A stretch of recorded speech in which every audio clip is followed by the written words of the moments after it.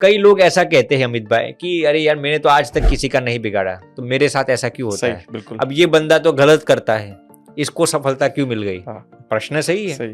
तो लोग भूल जाते हैं कि भैया आपके आपने क्रियमान कर्म अच्छे किए हैं, आपके संचित कर्म गलत भी हो सकते हैं ना। कोई बंदा फिलहाल गलत करता है तो इसके क्रियमान कर्म यानी कि ऑनगोइंग जो कर्म है वो गलत है, लेकिन उसके संचित कर्म भी सही हो सकते हैं ना। इस पर मैं आपको एक कहानी सुनाता हूँ अमित भाई। एक गुरु के 2 शिष्य थे। अब एक शिष्य रात को गलत काम करने के लिए जाता था, किसी तवायफ के पास जाता था या फिर बार्स में चला जाता था, कुछ ना कुछ गलत काम करता था। एक शिष्य हर दिन सत्संग सुनने के लिए जा रहा था। तो एक रात को अमित भाई दोनों शिष्य वापस आ रहे थे। जो शिष्य गलत काम करके आ रहा था ना, उसको सोना मोहर मिल गई। He was extremely happy। और उसने अपने मन में क्या सोच लिया अमित भाई, देखिए मैं तो इतना गलत काम करता हूँ हर रात को, फिर भी भगवान ने मुझे सोना मोहर दे दो, ये कर्म जैसी कोई चीज ही नहीं होगी। वो दूसरे दिन सुबह आता है अपने गुरु के पास, गुरु को ये कहता है कि गुरु मुझे सोना मोहर मिल गई। उसने गुरु को ये नहीं बताया कि मैं गलत काम करने के लिए जा रहा हूँ।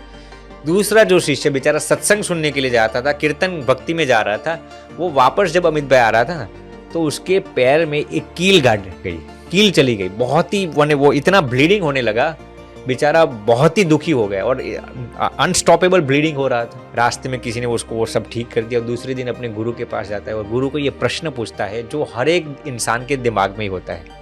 वो अपने गुरु को अमित भाई पूछता है कि ये बंदा हर रात को गलत काम करके आता है और भगवान ने उसको सोना मोहर दे दी। मैं हर दिन अच्छे कर्म करता हूँ, सत्संग करता हूँ, दूसरों की भलाई करता हूँ, भगवान ने मेरे पैर में कील गाड़ दी। ऐसा अन्याय क्यों भगवान करते? हर एक दिमाग में ये प्रश्न चलता है।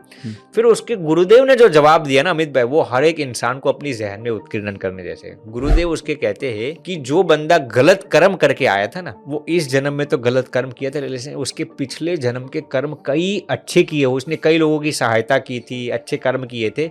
तो आज इसके कर्म में अमित भाई भगवान ने उसका राजा बनने का लिखा था।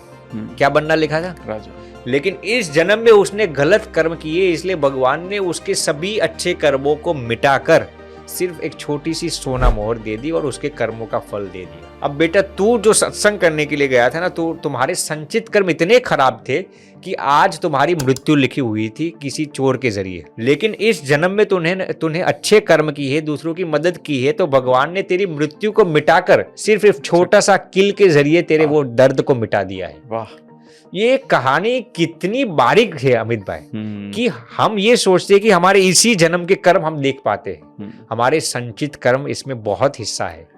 तो यदि हम अच्छे कर्म करेंगे वो फोगट नहीं जाएंगे, वो मिसयूज नहीं होंगे।